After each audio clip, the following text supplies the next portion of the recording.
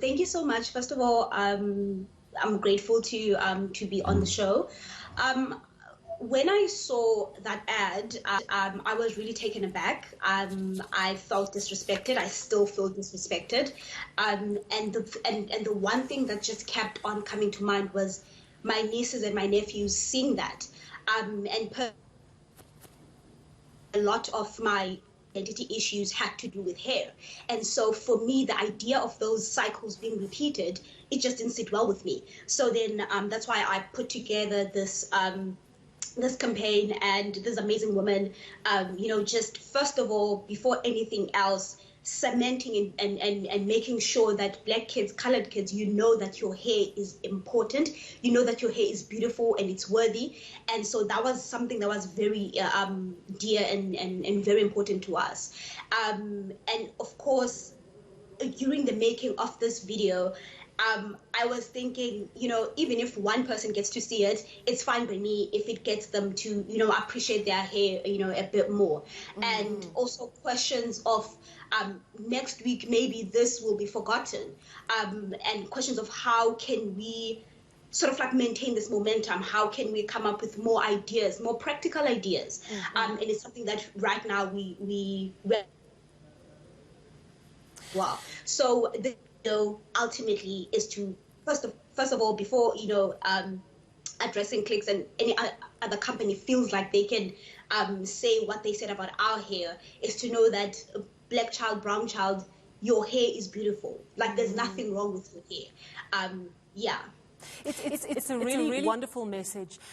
Black women's hair is a political issue, and different communities have responded saying, oh, why is it such a big deal? Why is it so important? And apart from the importance of affirming the young Black and brown child and the beauty of their hair, you also obviously want to engage with people who maybe don't quite get it. And clearly, a lot of people still don't get it. Otherwise, we wouldn't see adverts making these horrific mistakes. So what is your message to that person who doesn't quite get how politicized Black hair has been, particularly for women in South Africa? A lot of the I've been fortunate enough because I find myself in spaces that have these conversations. I think it's important to try to view the world outside of your own lenses. That's the first thing. Because as Black women, when I walk into a space, the way that I speak, the way that my hair looks, someone can judge me off of that, and those are very much realities that are there. So it's very important for us to understand it's something that exists, and maybe let's please try to view the world outside of our own lenses. And I mean, it's 2020, and if you are in this country in 2020 and sort of like you still don't understand, that concept, maybe you should engage more with the people around you that look different from you to get information on that. I think such a crucial message. And I think that the other startling thing is that normal hair, there was a photo of a white woman's hair. Now, given that only 9% of South Africa's population is white, clearly normal hair is not white hair in South Africa. It speaks to, obviously, Clicks, Tresemme and Unilever are going through a whole process, but it also perhaps speaks about what's going on in the advertising, PR and marketing environment. And I was wondering if you agree and if you have a view on that. As I said initially, mainstream media, has a very set standard of beauty, right? Which is, straight hair, fair skin. We all know this. And I think only now we are really starting to root out such issues.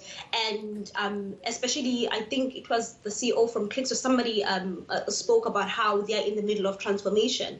And I'm really happy to hear that because it's important to change the narrative. It's very important. And I would suggest that the more hands-on we have on this one, definitely better, because it's very much a reality of I'm not the standard of beauty. My hair, my skin, my features. I don't align to that.